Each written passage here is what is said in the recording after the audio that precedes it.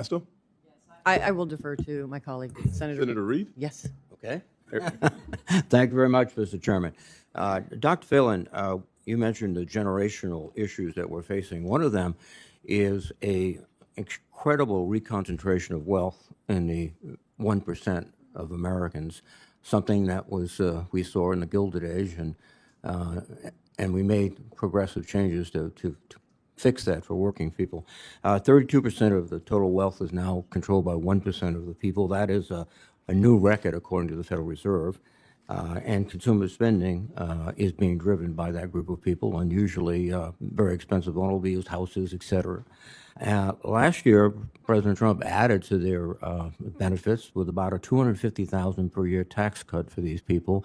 You've been talking about a working tax cut of several $1,000s, which has already been eclipsed by the tariffs and the war in Iran. How do we reorient our policy so that working Americans start to share in this wealth that's being generated and, frankly, captured by a very few people?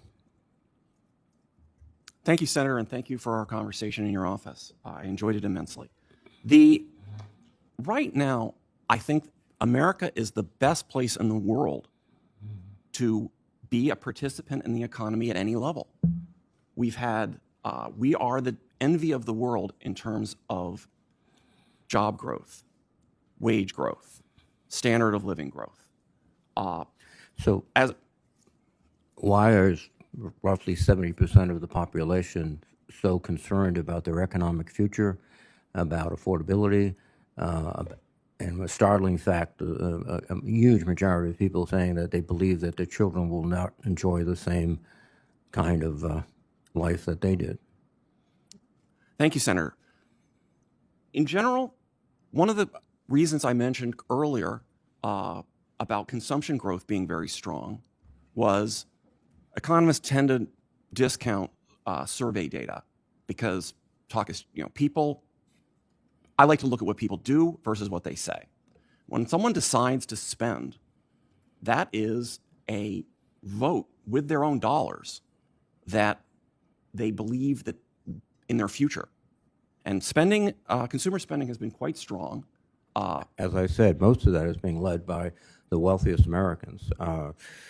Most working Americans in my state and up in South Dakota, across the country, are struggling with very high gas prices, with very high grocery prices, with a sense of one paycheck to one paycheck.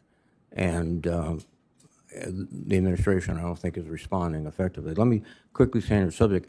If you were asked as the chairman of the Council of Economic Advisors whether the president should veto the road bill, what would your advice be? Thank you, Senator. I firmly believe that the most important word in the Council of Economic Advisors is the last one, advisors, and that I would advise on economic issues as mandated by the Jobs Act, which created the job that I'm being considered for by this body. I have no expertise on political questions. Like I said, I do not consider politics to be I want you to address this as an economic question. Would the benefits of this legislation be positive, contribute to more affordability for housing, which is one of our greatest challenges? This is just an economic issue. If the president asked the council to produce a report on what would be the effect of this law, I would be happy to provide accurate numbers. Thank you very much. You won't respond. I appreciate that. I don't want to feel that you gentlemen are completely ignored and neglected. First, Mr. Ledbetter, thank you for your service to the United States Army. I learned never to mess with a warrant officer, particularly W-5. One thing I would like you to do is commit to enforcing the fact that many times HUD is not putting money out. They're delaying it deliberately, and I think with a political motivation. As Inspector General, I would hope you would ensure that the money is distributed on time and to the proper target.